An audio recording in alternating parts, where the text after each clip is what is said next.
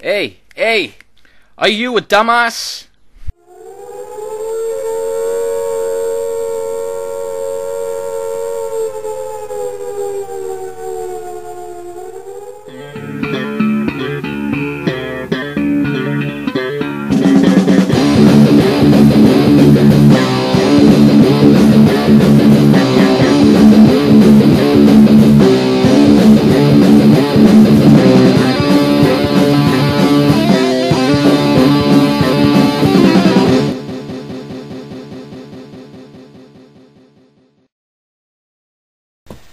Friends, enemies, and internet losers, I have returned, and welcome to Hey Dumbass.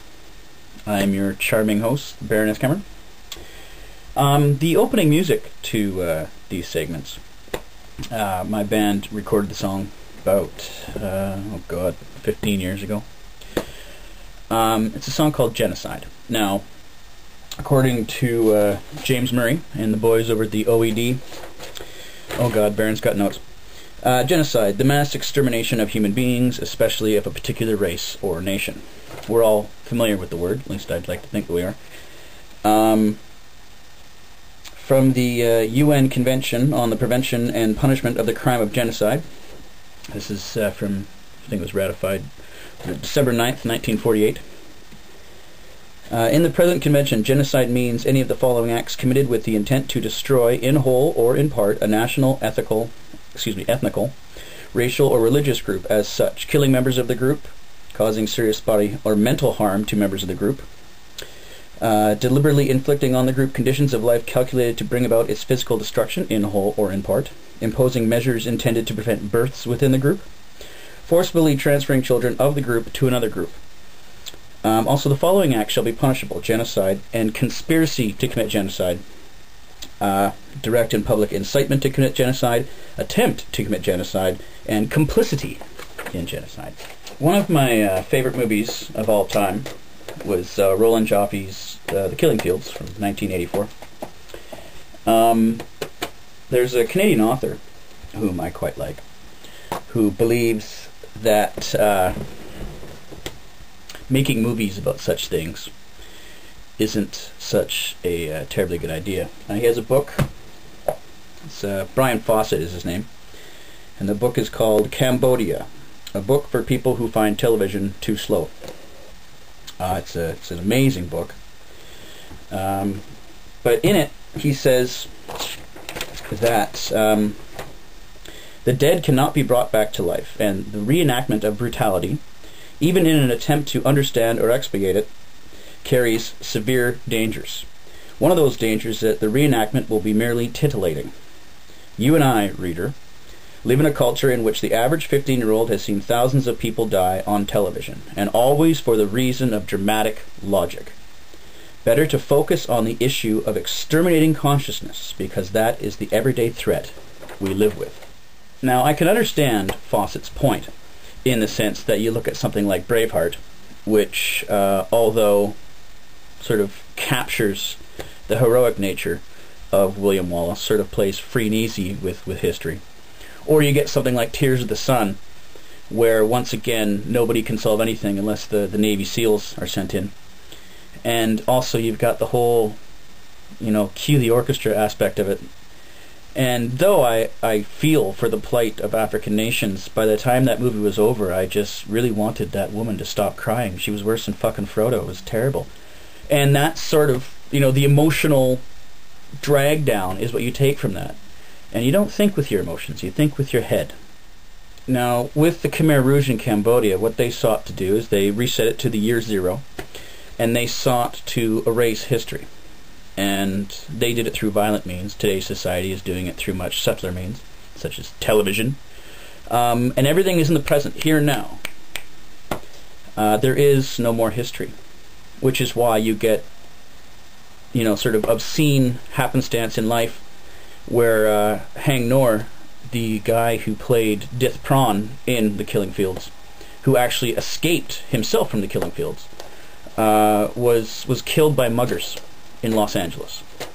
His family thinks that it was retribution from members of the Khmer Rouge at large and Cambodian gangs for the work that he was doing, but that has never been proved.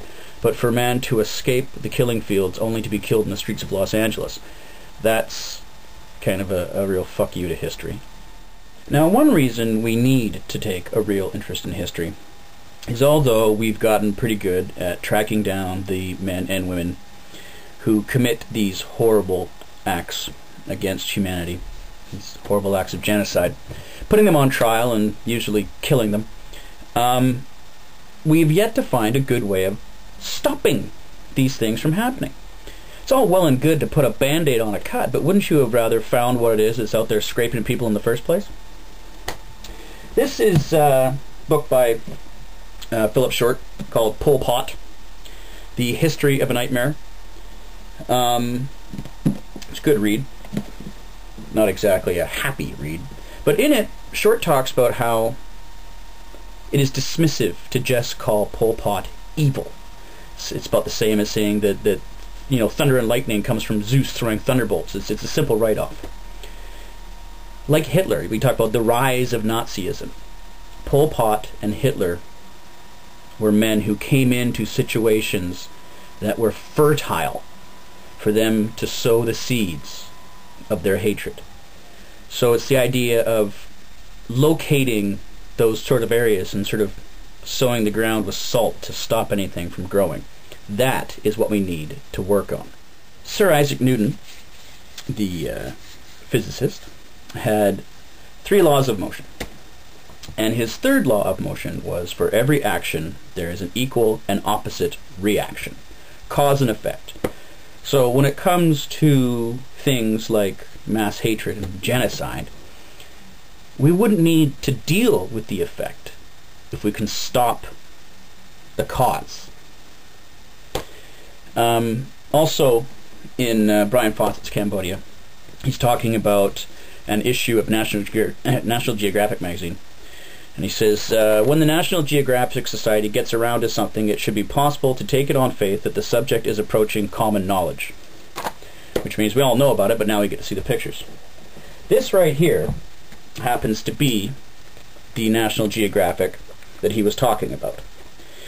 And inside it has, the compulsory pictures of the missing prisoners of the Khmer Rouge. You flip over the page and you've got the pictures of the mass graves from the killing fields, and you sit around your coffee table and think, oh, isn't that terrible? But something that I found very interesting is the title of the article is Kampuchea Wakens from a Nightmare.